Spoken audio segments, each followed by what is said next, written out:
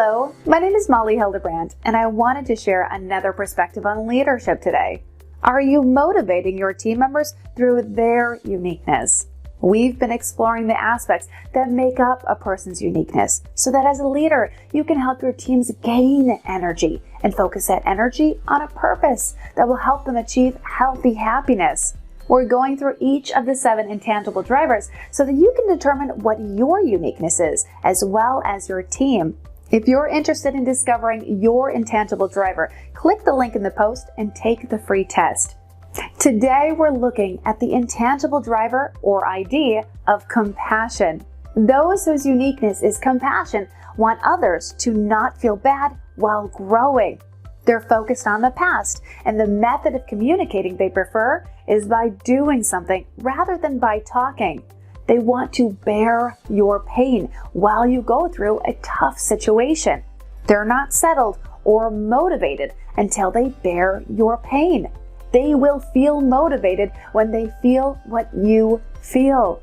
The biggest tip for helping a compassion person to be settled or feel valued is to simply share your feelings with them. And after they help you, share how you don't feel bad anymore. A compassion ID should relax when they hear you say, "I feel better." They're often misunderstood as weak or emotional because they're focused on how others feel. If they're in a bad place, they can hurt others by being in weakness themselves and not believing they can help others. Or they enable others and try to prevent others from feeling the tension or pain of the situation they're going through. Elementary teachers, nurses, and pastors are often compassion IDs. I was able to help a friend with her home team recently. Her oldest son was being teased at school because he would cry when he became overwhelmed. When the teasing became too much for him to handle, he would become enraged. I was able to show her that her son's intangible driver was compassion. He didn't just empathize with others when they were in pain, he could feel their pain. When he walked into a room, he had a radar that could identify who was in pain.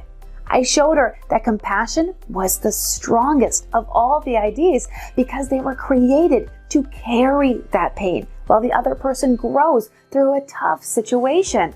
But because her son was being teased, he thought feeling others' pain was a bad thing. He thought he was broken. Learning that this was his uniqueness and that he could grow stronger in it helped her son's self-esteem soar. So, are you ready to help all the compassion IDs on your teams feel valued by simply sharing your feelings with them? Thank you for letting me share my leadership thought. Have a great week.